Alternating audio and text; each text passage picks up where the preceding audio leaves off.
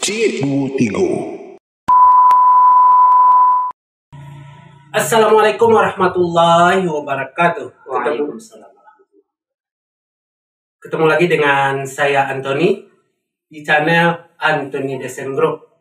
Oke, kali ini kita berada di bulan dimana sangat bersejarah bagi kita umat Muslim, umat Islam, yang mana di bulan ini, bulan Rabiul Awal, bertepatan dengan kebanyakan ulama menyebutnya bulan kelahiran baginda Nabi Muhammad Sallallahu Alaihi Wasallam.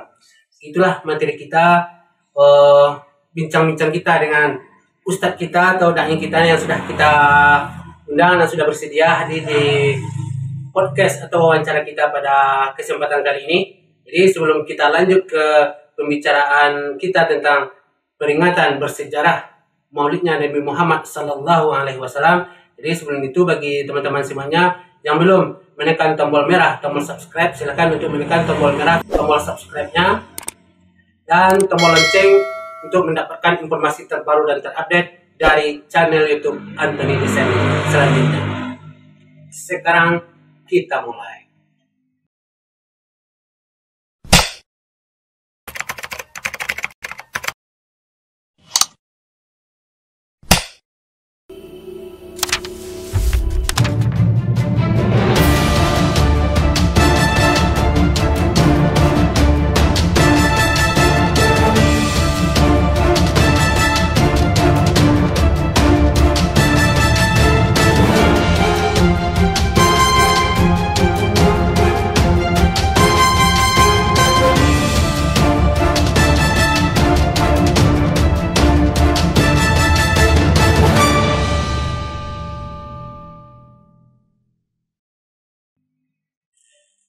Oke, jadi seperti yang sudah kita awali tadi, kita pada kesempatan ini kita berada di bulan peringatan, di bulan yang sangat bersejarah bagi kita umat Islam, yaitu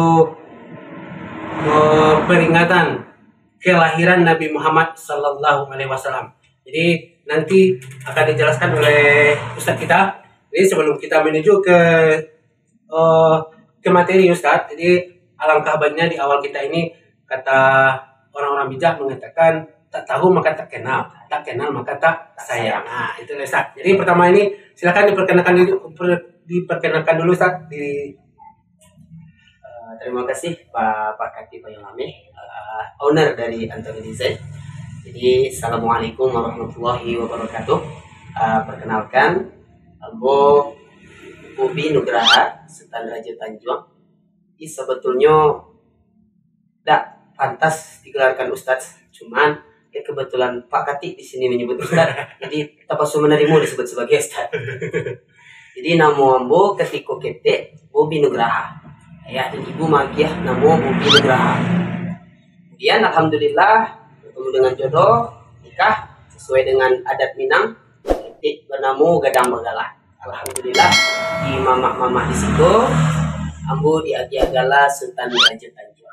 Sesuai dengan galanya, suku Ambo suku Tanjung.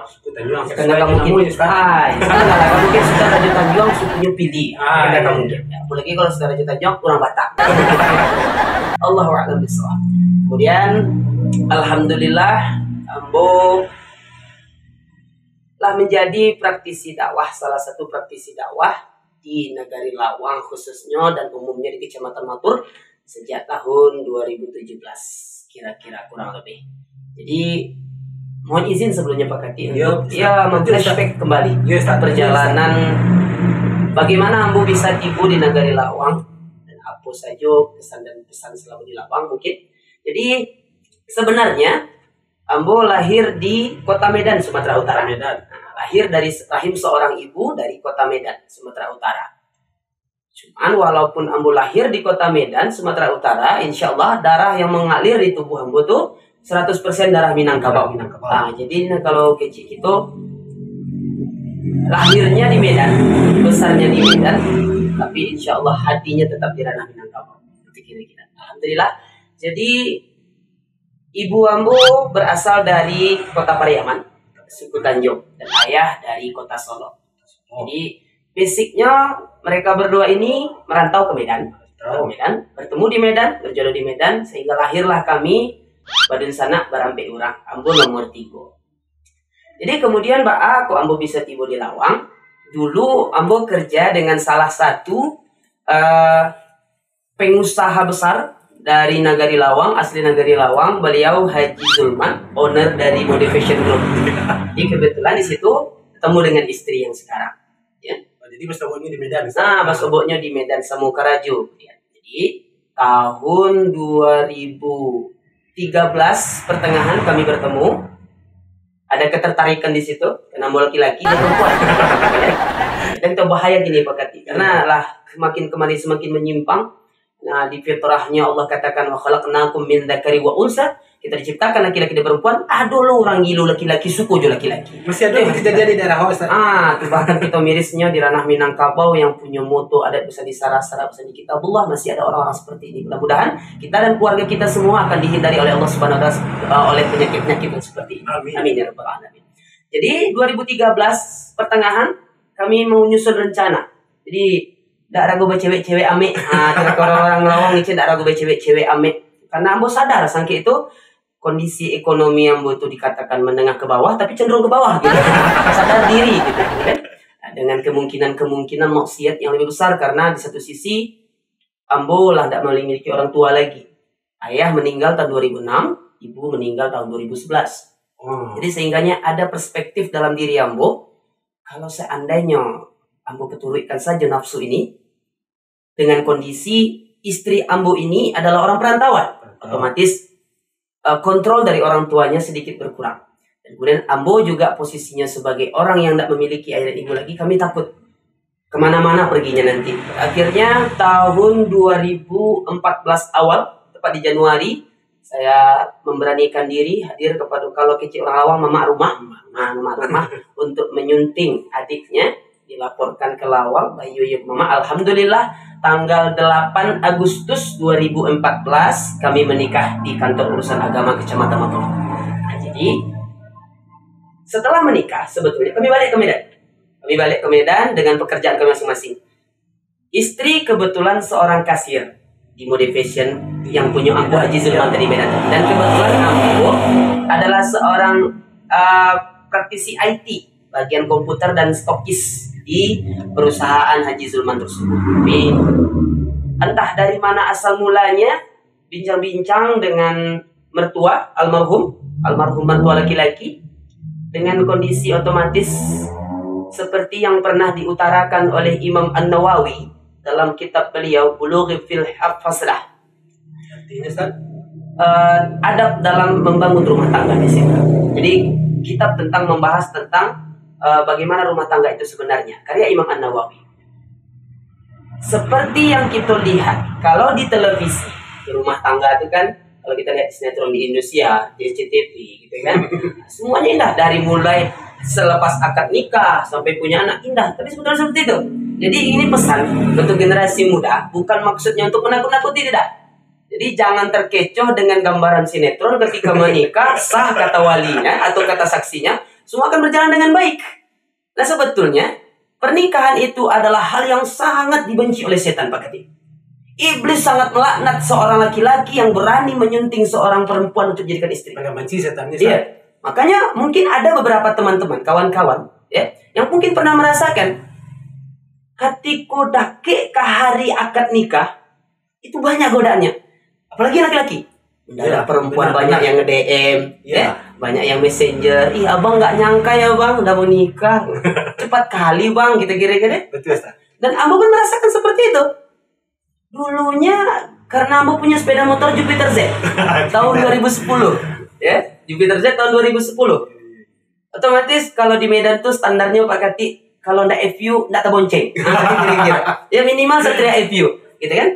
Tapi ketika ambo mulai nikah dengan kondisi ambo stokis yang warawiri ke kedai-kedai ataupun toko-toko yang dipunya Haji Zulman. Kebetulan Haji Zulman punya waktu ambo masih stokis tuh punya 13 toko.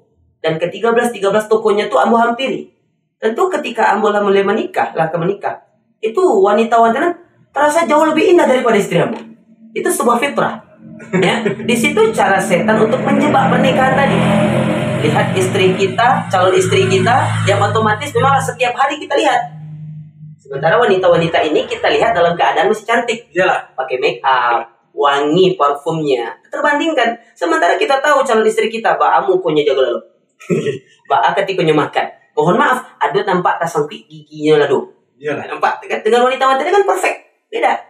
Nah, di sini pesan untuk kawan-kawan pemuda-pemudi dan pemudi yang memiliki hasrat untuk mempersunting wanita dan juga untuk melangkah menuju sunnah Nabi. Ingat, pernikahan itu bukan perjalanan 1 hari dan 1 malam. Iyalah. Nah, kalau bagi di Minang kan jadi rajo dan ratu semalam. Salah penyo jadi babu kemungkinan. Oh maaf, ya. Kenapa? Di situ akan kita rintis pulang kehidupan kita. Mungkin ketika bujang dengan gaji sekian, kita katakan UMR, banyak yang kita dapatkan. Nanti ketika menikah, itu akan terasa itu. Apalagi 5 tahun pertama. Dan itu kami rasakan di tahun pertama. Kami mengontrak rumah, kondisi kami lah memiliki anak, yang paling besar sekarang, kelas 3 SD. Dan kemudian di Medan itu dengan posisi kami kontrak, semuanya bayar. Air bayar, listrik bayar, dan mohon maaf, untuk minum saja beli air galon. Karena kondisi air keran itu tidak cukup higienis untuk diminum. Karena kami masak, kami rebus air, mengendap tanah di bawahnya. Kami khawatir, jadi kami beli air galon. Seperti itu kira-kira. Jadi mulai terasa dengan keadaan kami berkeluarga, istri resign. Ketika tahu istri itulah hamil, saya memberanikan diri mengatakan, silakan kamu resign. Serahkan semuanya kepada Allah. Kita ikhtiar, biarkan saya bekerja. Kamu fokus untuk mengurus anak kita. Kan itu kira-kira. Terasuk. Di situ ujian yang mulai melanda. Gak seperti sinetron Indosiar. Gak seperti sinetron SCTV gitu ya. Indah berbunga-bunga. Bahkan acok hujan daripada taduhannya gitu kira-kira. Dan alhamdulillah, qadarullah dengan doa yang kami panjatkan, doa seorang istri yang solehah, nelpon, mengadu ke kampung. Kalau begitu, kata mertua laki-laki, coba pindah ya rumah. Jadi filosofi orang kampung, ado samo dimakan, ndak ado samo dicari. Jadi bau sahu. Ya. Jadi sebetulnya itu yang acok ambo agia tahu ke jamaah-jamaah di sekitar kecamatan Mako. Apalagi khusus orang Lawang. Mohon maaf sekali lagi, mohon maaf. Kalau ada kini orang Lawang yang mengadu dan mengeluhkan tentang kesusahan ekonomi, ya, ambo nak ketujuh. Karena 2 itu kemungkinannya. Yang pertama, mungkin seperti ambo dulu, masih merintis karena baru saja dari rantau. Dan memulai kembali kehidupan di Lawang. Jadi meneliti dari bawah lagi. Mungkin ia bisa mengeluh seperti yang merasakan. Atau yang kedua, orang Lawang asli tapi mengeluh. Apa kemungkinan yang kedua? Pamalih. Itu saja. Ya. Karena kalau kita lihat dengan kemungkinan yang kita dapatkan di Lawang kok, dengan posisi struktur ekonomi yang berbasis dengan pertaniannya, ya, perkebunannya, ladang, sawah, sebagai macamnya, dengan kondisi pekerjaan-pekerjaan lain. Inilah mungkin salah satu keistimewaan Nagari Lawang dengan nagari-nagari yang lain. Ya, Nagari Lawang tidak pernah rasa. Bahkan kalau kita katakan petang, ketika coronavirus COVID-19 petang, nagari-nagari lain kalibut. Bahkan di kota-kota besar banyak yang pulang ke rantau. Tapi alhamdulillah, Lawang tidak pernah melewati garis warning. Bahkan di atas garis warning gitu. Malah saka kita lancar karena saka dari luar nggak bisa masuk, gitu kan? Jadi disitulah mulai terbuka lah inspirasi kami. Kita pulang kampung. Tahun 2015.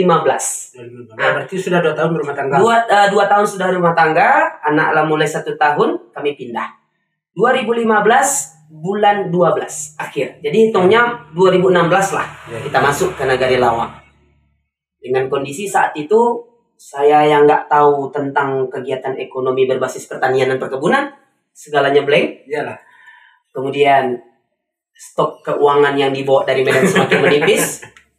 Sampai-sampai mohon maaf itu kalau seandainya saya boleh memutar waktu, siapa orang yang paling akan saya hargai pertama sekali di Lawang itu mertua laki-laki. Bahkan mohon maaf, diberikan kami sebidang parak tabu, ya. Itu selama beberapa bulan habis keluar. mertua laki-laki menghabiskan waktu untuk memanjangkan tabu, kami menghabiskan waktu untuk menghabiskan tabu. Seperti itu kira-kira. Jadi kalau dipikir-pikir dengan almarhum mertua, terkadang saya sudah sholat, ketika doa saya terpikir, saat ini saya dikenal oleh orang Lawang, oleh orang Matur.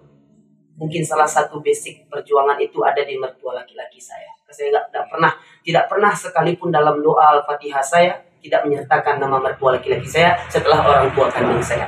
Kira-kira. Nah, singkat cerita, kami tiba di Lawang dengan kondisi kami sama-sama buta, Pak Kati. Sama-sama nggak tahu apa-apa. Mertua perempuan menghilang, kami jadi penonton, jadi mandor, ya, dengan matok tabu, memasakkan air tabu, kemudian membuat saka Dari nol ya. dari nol semuanya. Biasa dari nol. Hanya bermodalkan akal pikiran dan mata. Lihat orang gimana buat saka ini. Oke, gini caranya. Contohkan kembali. Alhamdulillah, mungkin itu salah satu keistimewaan dari Allah. Sekali, dua kali masuk ke dalam warung, melihat orang membuat saka. Alhamdulillah sudah tuh bisa nyendok saka sekarang. Tapi kan. Jadi itu kira-kira basic kami ketika kami tiba di Lawang. Dengan kondisi yang mohon maaf, salah satu alasannya tidak bisa dipungkiri, tidak bisa munafik, memang cenderung karena faktor ekonomi juga. Nah, dengan keadaan kami kerajo di orang, baru membangun rumah tangga, dan kemudian skill terbatas. Tapi itu saya berpikir, kadang ada kelucuan yang terkadang berpikir. Saya ini orang Minang, dengan biasanya dominasi orang Minang itu rajin mengalih, rajin berjualan, punya skill berjualan. Beda dengan kami, ya mungkin kami lebih banyak untuk kerja dengan orang, jadi tidak ada skill mengalih gitu. Di amuah bana modal banyak, memang skill tidak ada.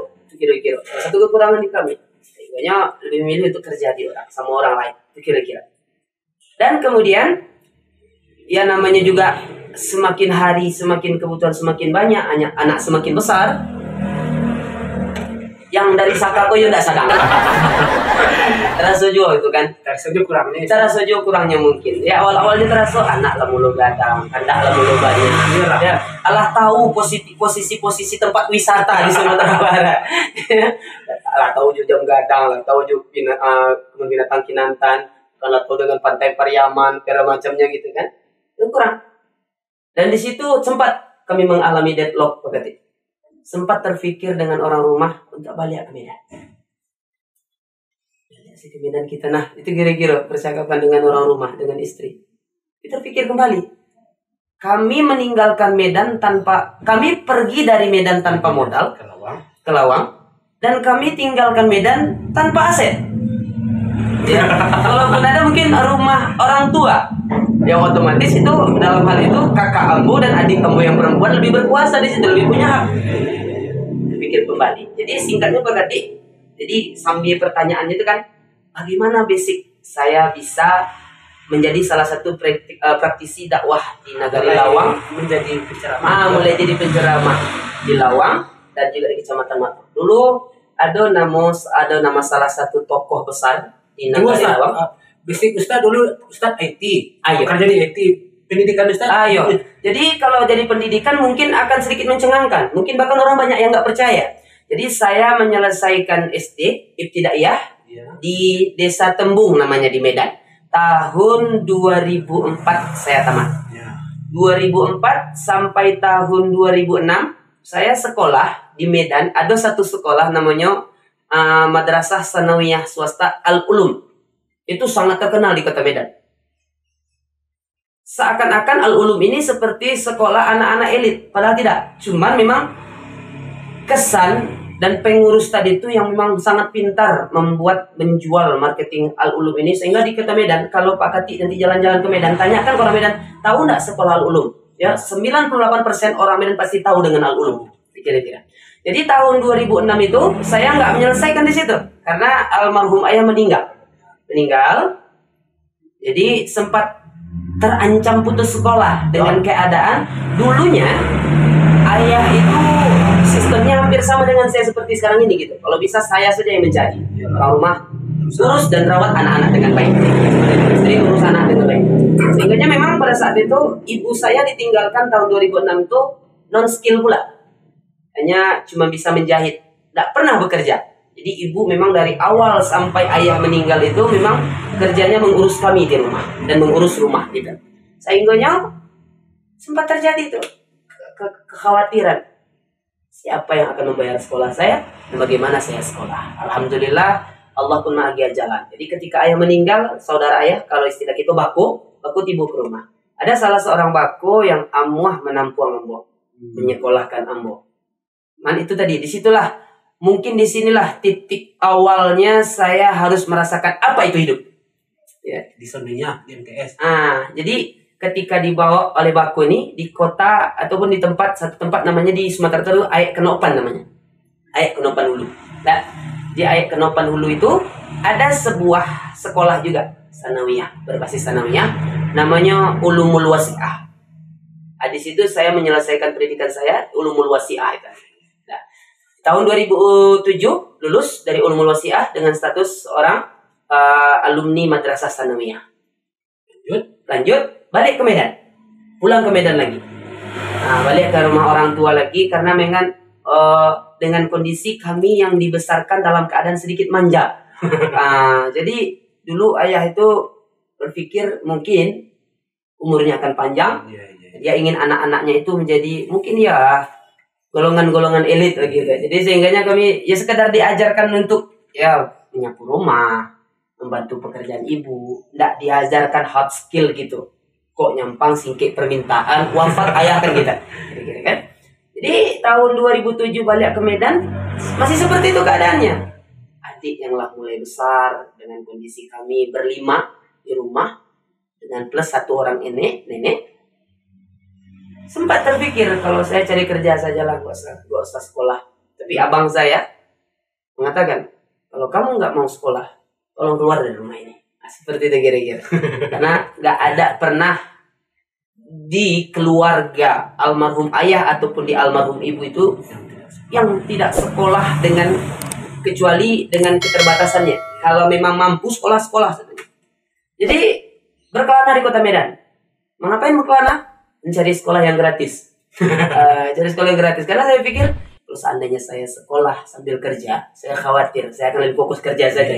Dan Rasul maknya pitih gitu kan. Ada pitih mengalir sekolah leh kira-kira. Sehingga jadi cari sekolah yang gratis, dapatlah satu sekolah pas di dekat gedung Universitas Islam Negeri Sumatera Utara, UIN Sumatera Utara. Ya, jadi posisi sekolah ini sangat strategis. Diapit oleh 4 buah universitas. Ada UIN Sumatera Utara, ada Universitas Medan Area, ada di situ Universitas Negeri Medan. Nah, ada satu lagi ambo lupa universitas swasta di situ. Jadi diapit 4 buah universitas di situ. Sehingganya seakan-akan bentuk di Jogja. Gitu. Jadi kami pulang sekolah nampak tuh mahasiswa. Yang nampaknya mahasiswa ada, mahasiswa kan nampak gitu. Dan di kami yang masih ya jolong-jolong kadang iya, bujang-bujang tuh mahasiswanya nampak gitu kan. Nah, mahasiswa jarang nampak. Nah, memang kami lebih memilih untuk mencari mahasiswa daripada mahasiswa. Ya, disitulah sampai di tahun 2000, dari 2007 sampai 2010 saya tamat di SMK Negeri 1 Petuan. Bidang program studi Teknik Dasar Tenaga Listrik. Di sini orang akan percaya dengan bagaimana pembawaan saya ketika berceramah, dengan apa yang saat ini saya topang. Kalau ditanya Ustadz Tanjung lulus apa? Sarjana di mana gitu. Mohon maaf Ustadz Raja Tanjung enggak sarjana. Bahkan kemarin mohon maaf cerita sedikit ketika rapat pimpinan cabang Muhammadiyah Madot, ya kan? Jadi alhamdulillah saya terpilih sebagai salah satu pengurus inti. Jadi ingin membuat SK-nya itu dikirim ke bawah, ke Lubasuang, ke daerah. Jadi ada kebetulan saya dapat posisinya wakil sekretaris. Pas di sekretaris Ustadz Malin Mudo di Andaleh. Nah, bila bertanya, mohon maaf Ustadz, tolong konfirmasi nama Ustadz. Kita ingin untuk mengkonfirmasi SK ke daerah. Benarkah ini nama Ustadz? Bobi Nugraha SPDI. Ini dramatisnya ini mencuri Ustadz Malin ini. Ya. Mohon maaf Ustadz. Kamu kebetulan enggak pernah SPDI gitu kan. Kamu S3 gitu lah, SD, SMP, SMA gitu. Jadi enggak pernah mengenyam bangku pendidikan kuliah dan enggak pernah merasakan yang namanya menjadi sarjana. Jadi pendidikan akhir ambo di SMK Negeri 1 Perjuto itu dengan jurusan teknik dasar tenaga listrik. Jadi orang listrik sebetulnya seharusnya jadi orang PLN. Tapi karena memang fokus saya hanya ingin mengambil jasa, bukan mengambil tekniknya. Ya. Ada teknik-teknik yang lain seperti elektro, ada mesin perkakas, otomotif, TKJ gitu kan. Seharusnya kan saya orang IT, saya sekolahnya TKJ gitu. Tapi saat itu yang gratis, pure gratis Pak Kati, mulai dari saya di ospek sampai saya menerima ijazah, nggak pernah mengeluarkan uang 1 rupiah pun kecuali uang jajan. Ya, itu dari pihak sekolah, uang pembangunan, uang sekolah dan segala macamnya, bahkan uang ketika PPL, KKN, nggak ada keluar uang, pure murni, semuanya dibantu oleh pemerintah. Nah, seperti itu. Jadi memang di SMK tuh, mohon maaf kalau ada di sini nanti kawan-kawan SMK Negeri 1 ya. Memang dulu kenapa ketika pelajaran listrik saya seperti orang loan Pak Gadi. Ya. Yang saya tahu cuma apa? Mengganti bola lampu yang putus. Mengganti bola lampu yang putus dan kemudian menyambungkan kembali kabel yang putus. Itu saja. Terus ke kerja bidang IT, Ustaz. Ya. Jadi setelah tamat di SMK 1 Pertusituan itu tahun 2010 dengan ya skill yang dikatakan nol, ada lamaran dari PLN, kawan-kawan mencoba semua. Kawan-kawan mencoba, kalau sukses alhamdulillah, gagal enggak masalah. Saya lebih baik enggak sama sekali gitu. Karena saya enggak berani di situ. Karena enggak ada sama sekali skill saya di situ. Jadi kemudian saya memilih untuk kerja di salah satu pusat perbelanjaan di Kota Medan. Namanya Pusat Pasar. Di belakang Medan Mall. Jadi kalau ada nanti kawan-kawan, saudara-saudara Pak Antoni Disenko yang jalan-jalan ke Kota Medan, jangan lupa untuk singgah di Medan Mall dan di belakangnya ada Pusat Pasar. Pusat perbelanjaan paling besar se-Sumatera Utara. Pusat Pasar namanya. Jadi kalau bisa dibilang itu pusat perbelanjaan yang nomor 4 terbesar di Indonesia. Sudah Tanah Abang, sudah dari Bukit Tinggi dan juga di Kota Medan itu Pusat Pasar namanya. Di situ kerja jadi pramuniaga. Jadi melayani orang Mambali gitu kan. Jadi tahun 2010, tahun 2011. Di tahun 2011 ini termasuk salah satu saya mengalami kehilangan paling besar. Situ sangat dropnya. Karena di tahun 2011 itu bulan 8 ibu wafat. Saya kerja di Pusat Pasar itu. Yang lebih membuat drop lagi, ibu wafat sesudah seminggu nenek wafat. Nenek dulu seminggu sudah itu kami belum lagi habis memori kami mengingat nenek kita masih berkabung, ibu wafat. Itu paling lebih drop lagi. Saya terpikir sama saya, sedangkan dulu ada mama, kalau di Medan kan mama.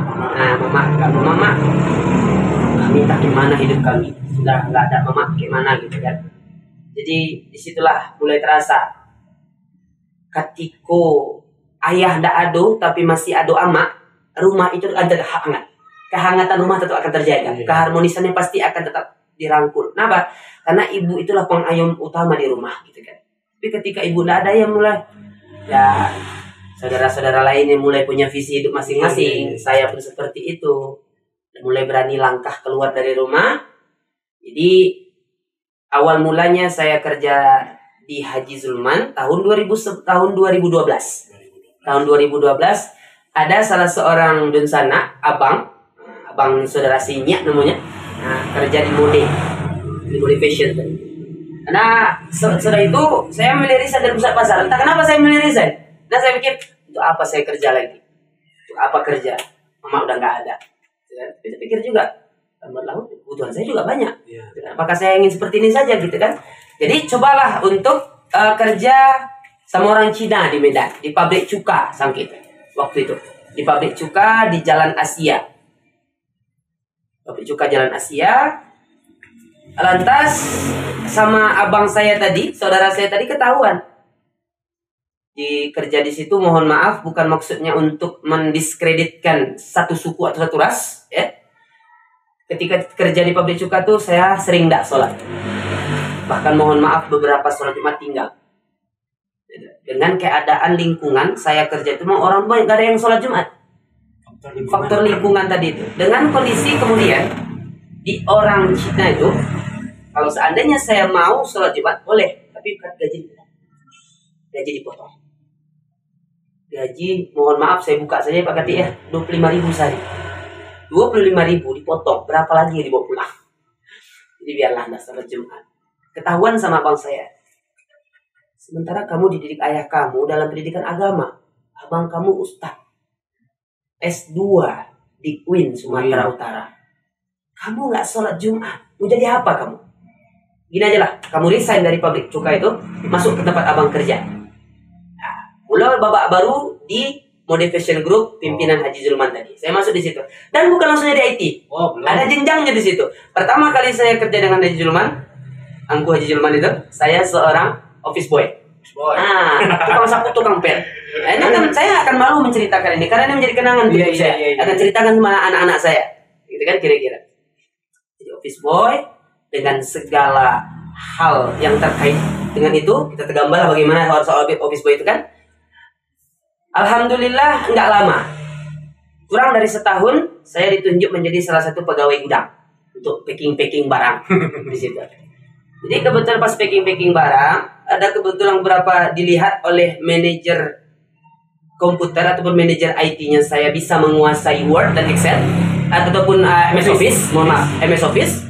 Ditanya, Bobby, mau jadi orang IT, tolong kami untuk jadi stokis. Mau lah bang, kenapa enggak gitu kan? Dengan gambaran saya orang itu kan enak, memang iya nyaman. Ya, kalau seperti kali ini kan minum disediakan, makan tinggal nanti minta tolong, nah, gitu kira-kira kan.